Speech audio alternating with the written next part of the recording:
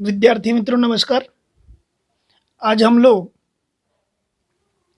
सहसंबंधांक के अर्थघटन के बारे में पढ़ रहे हैं।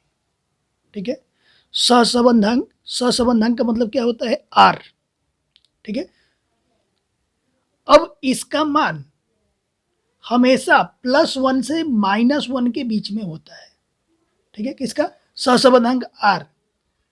फिर से ध्यान से समझिए, सहसंबंधांक आर का मूल्य, ठीक है, हमेशा +1 से -1 के बीच में होता है। ठीक है, बीच में 0 भी आ सकता है। तो सबसे पहले +1 आएगा तो हम क्या बोलेंगे? आर के बारे में क्या अनुमान लगाएंगे? 0 आएगा तो आर के बारे में क्या अनुमान लगाएंगे? और यहाँ पर -1 आएगा तो आर के बारे में क्या अनुमान लगाएंगे? तीनों के बारे में अपने समझते हैं। ठीक है, जहां पर यहाँ 1 आए, ये 1 का मतलब होता है संपूर्ण रूप से। ठीक है, जहां जहां 1 है वहां वहां संपूर्ण लिख देना है। ठीक है, अगर आर का मान 1 आता है तो उसको हम क्या कहेंगे? संपूर्ण। और ये प्लस में है, जब ये प्लस में है तो इसको हम क्या लिखेंगे? संपूर्ण धन सह संबंध है, ऐसा बोलेंगे। ठीक है, फिर से ध्यान से समझिए, 1 आएगा तो 1 के लिए हम क्या लिखेंगे? संपूर्ण। यहां पर 1 है तो उसके लिए हम क्या लिख दिए? संपूर्ण। प्लस में है तो धन सह संबंध। ठीक है, यहां पर भी 1 है तो यहां भी लिखेंगे संपूर्ण। ठीक है, यहां पर माइनस में है तो यहां पर हम क्या लिख देंगे? ऋण है। और सह संबंध, इतना याद रखना। 1 के लिए हमेशा संपूर्ण लिखेंगे, प्लस में रहेगा तो धन सह संबंध, माइनस में रहेगा तो ऋण सह संबंध। अब अगर 0 आएगा तो क्या लिखेंगे? जब 0 आएगा तो यहां पर लिखेंगे कि दोनों चलों के बीच में सह संबंध का अभाव है। दोनों चलों के बीच में क्या है? सह संबंध का अभाव है। ठीक है, जैसे मान लो कि गन्ने का मूल्य हो और चने का मूल्य हो, दो चलों के अगर मूल्य दिया गया है तो दोनों के बीच में कोई संबंध निकलेगा ही नहीं। ऐसा कोई जरूरी नहीं कि गन्ना का मूल्य बढ़ रहा है तो चने का भी मूल्य बढ़ेगा, या चना का मूल्य बढ़ रहा है तो गन्ना का मूल्य बढ़ेगा। दोनों के बीच में कोई संबंध नहीं है, तो उस कंडीशन में r बराबर 0 या इसके आसपास की कोई संख्या मिल सकती है। ठीक है, तो यहां से अपने को 3 मुख्य पॉइंट्स याद रखने हैं। ठीक है, अब देखिए, +1 से -1 के बीच में जब कोई भी संख्या होगी, अगर यहां पर की अगर कोई संख्या होती है, जैसे मान लो कि 0.94 के आसपास कोई संख्या होती है, तब ये बताइए ये संख्या +1 के क्या है? करीब है। तो इसमें लिखेंगे कि दोनों चलों के बीच में, ठीक है, दोनों चलों के बीच में आंशिक धन सहसंबंध है, संपूर्ण आंशिक धन सहसंबंध है, इसे बोलेंगे। अब इसको अलग अलग मुद्दा दे करके दिखा गया है। यहाँ पर देखिए, सहसंबंधांक आर के मान का अर्थघटन। और यह एमपी है, बोर्ड की एग्जाम में पूछा जाता है कि r=1 का अर्थघटन कीजिए, या r=-1 का अर्थघटन कीजिए, r=0 का अर्थघटन कीजिए। इस तरह से बोर्ड की एग्जाम में दिया जाता है। तो देखिए, जब r बराबर +1 हो, जब r बराबर +1 होता है तो हम लोग क्या करते हैं? देखिए यहाँ पे +1 के लिए क्या लिखते हैं? संपूर्ण धन सहसंबंध। जब r बराबर +1 हो तो दोनों चलों के बीच में संपूर्ण धन सहसंबंध होता है। ठीक है, अब दो चलों के बीच में क्या होता है? जब एक चल में वृद्धि या कमी होने पर दूसरे चल में भी उसी अनुपात में वृद्धि या कमी होती है, ठीक है, तो r बराबर 1 आता है। ध्यान से समझिए, जब एक चल में वृद्धि किया जाए तो दूसरे चल में भी वृद्धि होने लगे। जैसे पिछला उदाहरण हमने कपास का मूल्य और कपास के तेल का मूल्य उदाहरण में लिया था कि अगर कपास का मूल्य में वृद्धि अगर होवे कपास, तो उससे बनने तेल के मूल्य में भी वृद्धि होने लगे। अगर इसमें कमी हो तो इसमें भी कमी होने लगे। तो दोनों चलों के बीच जब सहसंबंध निकालेंगे तो r बराबर क्या आता है? 1 आता है। ठीक है, तो ये हो गया पूरा। इसके बाद r बराबर 1 समझ में आ गया। फिर से ध्यान से समझ लो, एक बार वापस समझा रहा हूं। 1 का मतलब क्या होता है? संपूर्ण। प्लस में है तो क्या हो जाएगा? धन। संपूर्ण धन सहसंबंध, ऐसे ही याद रखना। अब किन किन चलों में संपूर्ण धन सहसंबंध होगा?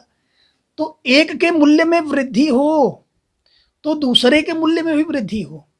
ठीक है, जब एक चल के मूल्य में वृद्धि या कमी, पहले वृद्धि है फिर बाद में कमी, तो दूसरे में भी उसी अनुपात में पहले वृद्धि हो या कमी हो। ठीक है, तो आर बराबर कितना आता है, 1 आता है। एक के मूल्य में अगर कमी हो रहा है तो दूसरे के मूल्य में भी कमी होना चाहिए, तो आर बराबर 1 आएगा। एक के मूल्य में वृद्धि हो तो दूसरे में भी वृद्धि होना चाहिए, तो आर बराबर 1 आएगा। अब दूसरा समझते हैं, आर बराबर -1 का अर्थघटन। आर बराबर -1 है, 1 रहेगा तो क्या लिखेंगे, संपूर्ण, माइनस है तो ऋण सहसंबंध, ऐसा कहेंगे। देखो यही लिखे हैं, यदि आर बराबर -1 हो तो दोनों चलों के बीच में संपूर्ण ऋण सहसंबंध होता है, ऐसा कहेंगे। अब ऋण सहसंबंध में क्या होता है, ऋण सहसंबंध में ये होता है कि अगर एक में कमी हो रहा है पहले चल में तो दूसरे चल में क्या होना चाहिए, वृद्धि होना चाहिए, या पहले चल में अगर वृद्धि हो तो दूसरे में क्या होना चाहिए, कमी होना चाहिए। परिवर्तन विपरीत दिशा में होना चाहिए, विरुद्ध दिशा में होना चाहिए। ठीक है, तब आर बराबर कितना आता है, -1 होता है। जब एक चल में वृद्धि होने पर दूसरे चल में उसी अनुपात में कमी हो, देखो पहले में वृद्धि हो रही है तो दूसरे में क्या हो रही है, कमी हो रही है। अथवा एक चल में कमी होने पर दूसरे चल में क्या हो, वृद्धि हो, यहाँ कमी है तो यहाँ पर क्या हो रही है, वृद्धि हो रही है, तो उस कंडीशन में आर बराबर कितना आता है, -1। ठीक है, अब आर बराबर 0 का अर्थघटन करें। आर बराबर 0 का अर्थघटन हम लोग किए थे, क्या था इसमें, आर बराबर 0 का अर्थघटन में सहसंबंध का अभाव है, यही है ना। आर बराबर 0 हो तो दोनों चल x और y के बीच सहसंबंध का अभाव होता है, ऐसा कहेंगे। ठीक है, अर्थात दोनों चलों के बीच में सुरेख सहसंबंध नहीं होता है। ये तो पूरा हो गया। अब आंशिक सहसंबंध,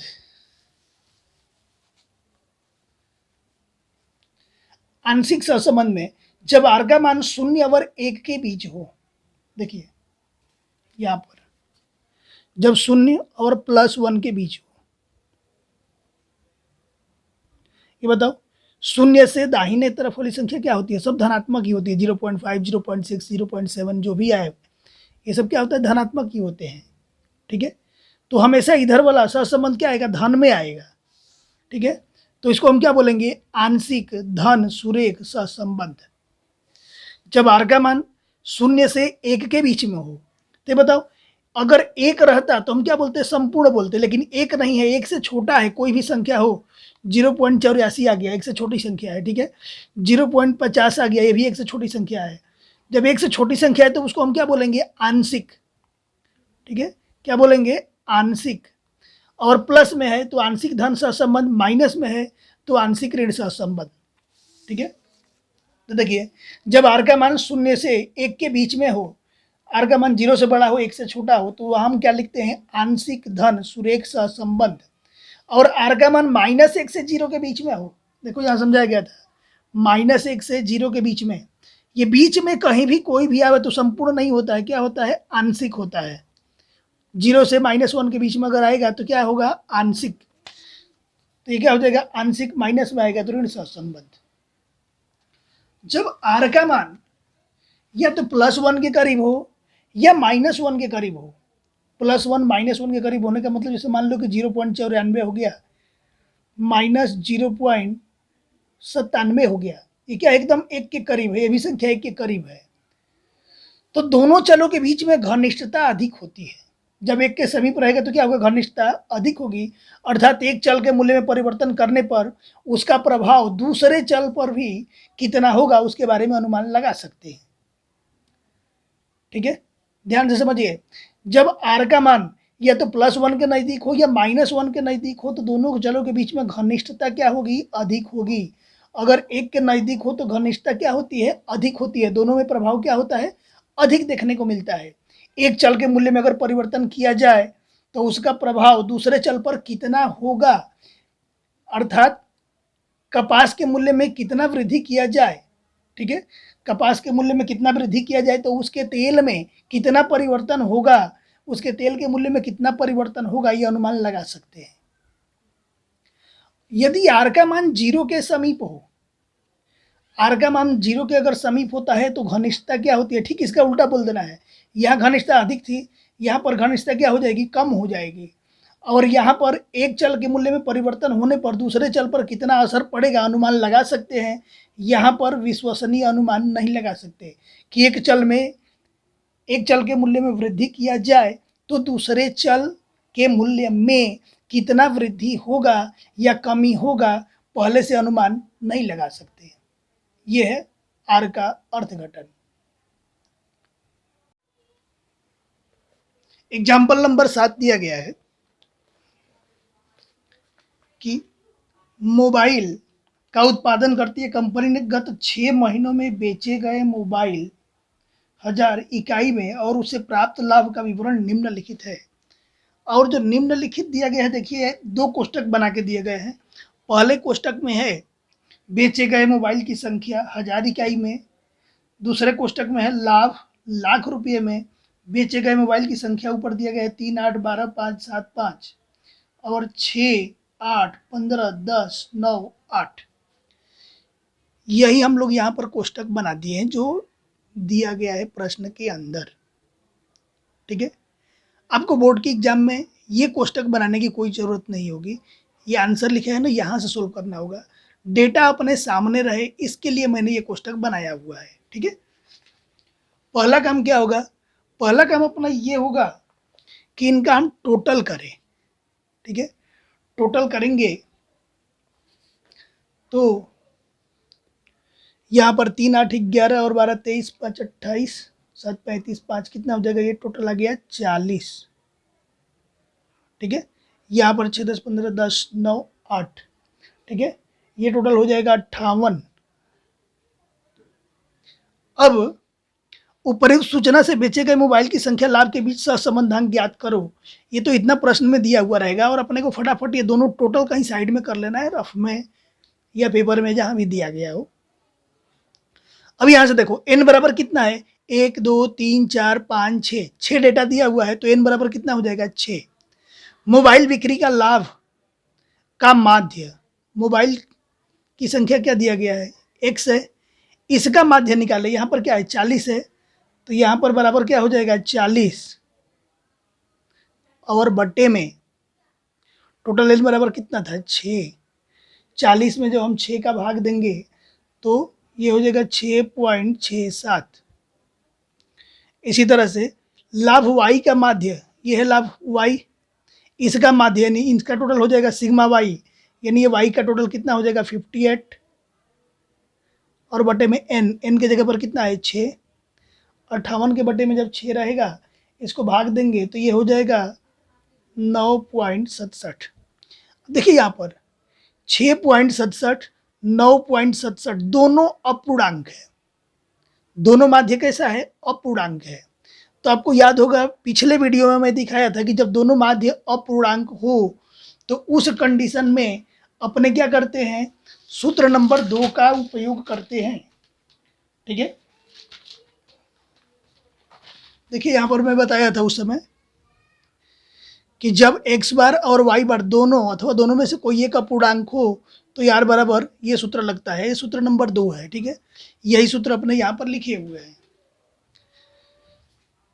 यहाँ x बार और y बार दोनों अपूर्णांक है तथा x और y के मूल्य अधिक बड़े बड़े नहीं है, छोटी छोटी संख्या ही है, तो इस सूत्र का उपयोग करेंगे। ये सूत्र मैंने लिख दिया कि n sigma X Y minus sigma X bracket में sigma Y upon under root n sigma X square minus sigma X का होल स्क्वायर इंटू दूसरे अंडर रूट में n sigma Y square minus sigma Y का whole square. अब अपने को सूत्र बताएगा कि कौन कौन सा कोष्टक तैयार करना है, ठीक है। अब देखिए यहाँ पे ये पहला कोष्टक और दूसरा कोष्टक हमने क्या किया, जो प्रश्न में डेटा था वहीं से लिख दिया 3, 8, 12, 5, 7, 5 यही। अब सूत्र देख देख करके अपने को कोष्टक तैयार करना है। यहाँ किसका सिग्मा चाहिए, एक्स वाई का सिग्मा चाहिए, ठीक है। एक्स वाई का सिग्मा यानी एक्स वाई का टोटल चाहिए तो अपने को कॉलम किसका बनाना होगा, एक्स वाई का। यहाँ पर किसका सिग्मा चाहिए, एक्स का सिग्मा, तो इस यहाँ से मिल जाएगा एक्स का टोटल। वाई का सिग्मा यानी वाई का टोटल यहाँ से मिल जाएगा, ये ऊपर की लाइन तो पूरी हो गई। यहाँ पर किसका सिग्मा चाहिए, एक्स स्क्वायर का सिग्मा चाहिए यहाँ पर। तो यहाँ पर हमने क्या किया, एक्स स्क्वायर का कोष्टक बना लिया। यहाँ पर एक्स का सिग्मा चाहिए तो यहाँ से मिल जाएगा, यहाँ वाई स्क्वायर का सिग्मा चाहिए तो एक वाई स्क्वायर का हो गया। इतने ही कोष्टक अपने को बनाने हैं, ठीक है। यहाँ पर सिग्मा वाई का होल स्क्वायर है तो वाई का सिग्मा यानी यहाँ से मान रख देंगे और होल स्क्वायर कर देंगे, ठीक है। अब यहाँ पर देखिए इस कोष्टक में क्या दिया गया है, एक्स वाई। एक्स वाई का मतलब क्या, एक्स वाई का मतलब कि एक्स में वाई का गुणा किया गया। पहला है यहाँ पर 3 और यहाँ पर है 6, 3 में 6 का जब गुणा करेंगे तो कितना हो जाएगा 18। यहाँ है 8 और यहाँ है 10, 10 में 8 का गुणा करेंगे क्या हो जाएगा 80। यहाँ है 12 और यहाँ है 15, 12 15 का गुणा कर देंगे हो जाएगा 180। 5 10 गुणा हो जाएगा कितना हो जाएगा 50। 7 में 9 का गुणा कितना हो जाएगा 63। 5 में 8 का गुणा करेंगे कितना हो जाएगा 40। यह x का स्क्वायर, ये x है, इसका वर्ग करना है। 3 का वर्ग करते हैं कितना आता है 9, 8 का वर्ग 64, 12 का वर्ग 144, 5 का वर्ग 25, 7 का वर्ग कितना हो जाएगा 49, 5 का वर्ग कितना हो जाएगा 25। यहाँ y का वर्ग है तो y का वर्ग करना है। 6 का वर्ग कितना होता है 36, 10 का वर्ग 100, 15 का वर्ग होता है 225, 10 का वर्ग यहाँ 100, 9 का वर्ग 81, 8 का वर्ग 64। अब सबका टोटल करें, x का जब टोटल करेंगे तो x का टोटल आ जाएगा 40। आप लोग कैलसी से टोटल करके देख लेना। y का टोटल करेंगे तो ये टोटल हो जाएगा 58। एक्स वाई का टोटल करेंगे तो ये हो जाएगा 431। और यहाँ पर एक्स स्क्वायर का जब टोटल करेंगे तो ये हो जाएगा 316। वाई स्क्वायर का जब टोटल करेंगे तो ये हो जाएगा 606। अब अपने को सूत्र में कीमत रखनी है, ठीक है। सूत्र में जब कीमत रखनी है तो एक बार सूत्र देख देख करके n बराबर कितना है, ऊपर दिया था 6, यहाँ भी गिन के देख लो 1 2 3 4 5 6, ठीक है। n के जगह पर सबसे पहले हम लिखेंगे 6। एक्स वाई का सिग्मा देखिए यहाँ एक्स वाई है, इसका सिग्मा कितना है 431। यहाँ से यहाँ तक हो गया, यहाँ माइनस पहले ब्रैकेट में एक्स का सिग्मा यहाँ पर दिया गया है, यानी सिग्मा एक्स। समझने के लिए हम क्या बोलेंगे, एक्स का सिग्मा यानी एक्स का टोटल कितना है 40। वाई का सिग्मा यानी वाई का टोटल कितना हो जाएगा 58। ये पूरा हो गया ऊपर वाला। नीचे वाले में कीमत थोड़ा सा अपने को ध्यान से रखना होगा। n के जगह पर वापस कितना है 6। एक्स स्क्वायर का सिग्मा, ठीक है। यहाँ एक्स के ऊपर तुरंत स्क्वायर है फिर सिग्मा है, यहाँ एक्स स्क्वायर है और इसका सिग्मा कितना है 316। ब्रैकेट में रख दो 316 माइनस, ठीक है। अब यहां पर देखिए सिग्मा एक्स ब्रैकेट के बाहर स्क्वायर है, यानी ब्रैकेट के अंदर क्या लिखना है, सिर्फ सिग्मा एक्स यानी एक्स का टोटल लिखना है। तो ब्रैकेट के अंदर हम सिग्मा एक्स लिखेंगे यानी एक्स का टोटल लिखेंगे, कितना हो जाएगा 40। देखो इसमें और इसमें दोनों में अंतर है। यहाँ एक्स के ऊपर तुरंत स्क्वायर है यानी एक्स स्क्वायर का सिग्मा यहाँ से लेंगे, ठीक है। और यहाँ ब्रैकेट के अंदर सिग्मा एक्स है तो यहाँ सिर्फ सिग्मा एक्स यहाँ से लेंगे और ब्रैकेट के बाहर स्क्वायर कर देंगे तो ये 40 के बाहर क्या हो जाएगा स्क्वायर, ठीक है। यहीं पर गलती होती है। इसके बाद दूसरा उसी तरह से n के जगह पर कितना हो जाएगा 6। वाई स्क्वायर का सिग्मा कितना हो जाएगा 606 माइनस सिग्मा वाई का होल स्क्वायर, ठीक है। यानी सिग्मा वाई चाहिए अपने को, सिग्मा वाई कितना है 58 और इसका स्क्वायर है तो स्क्वायर। अब इसका कैलकुलेशन अपने को करना है। सबसे पहले ऊपर कितना दिया गया है 431 है, 431 में 6 का जब हम गुणा करेंगे तो 2586 आ जाएगा। कितना हो जाएगा 2586, ये दोनों का गुणा हो जाएगा, माइनस ये 40 में 58 का गुणा करेंगे तो 2320 हो जाएगा, 2320। अब ये पहली करड़ी में देखो यहाँ पे 316 है, 316 में जब 6 का गुणा करेंगे तो ये हो जाएगा 1896, ठीक है, माइनस 40 का वर्ग करेंगे, 40 गुणे 40 तो ये हो जाएगा 1600, ठीक है, गुणे दूसरी करणी में 606 में 6 का गुणा करेंगे, 606 में जब 6 का गुणा करेंगे तो ये हो जाएगा 3636 यानी 36 माइनस 58 का वर्ग करेंगे, यहाँ पर 58 है, 58 है, इसका स्क्वायर करना है तो ये हो जाएगा 3364।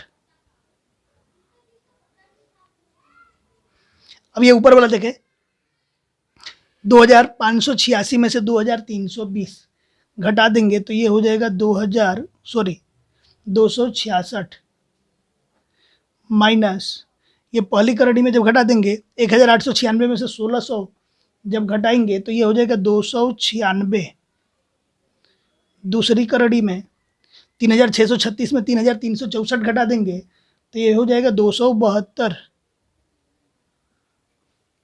अब ये आसान हो गया, ये कितना ऊपर कितना हो जाएगा 266, ये दोनों 296 और 272 दोनों का गुणा कर देंगे, जब दोनों का गुणा कर देंगे तो ये हो जाएगा 80,512, ठीक है, इसलिए R बराबर ऊपर कितना था 266, 80,512 का वर्गमूल निकालेंगे कैलकुलेटर से, जब वर्गमूल निकालेंगे तो ये हो जाएगा कि 283.74, कितना हो जाएगा 283.74, कैलसी से निकाल के देख लेना। अब 283.74 से 266 में जब हम भाग दे देंगे तो ये हो जाएगा 0.9375, 0.9375, दशमलव के 2 अंक तक जब मान लिखेंगे तो क्या बताए थे कि अगर लास्ट वाला यानी तीसरा अंक 5 या 5 से ज़्यादा है तो बगल में क्या करते हैं, एक जोड़ देते हैं, ये 7 है यानी 5 से ज़्यादा है तो बगल में यानी 3 की जगह पर क्या कर देंगे, 4 कर देंगे, जोड़ देंगे एक, तो ये कितना हो जाएगा 0.94। अच्छा, इसका अर्थ घटन करें तो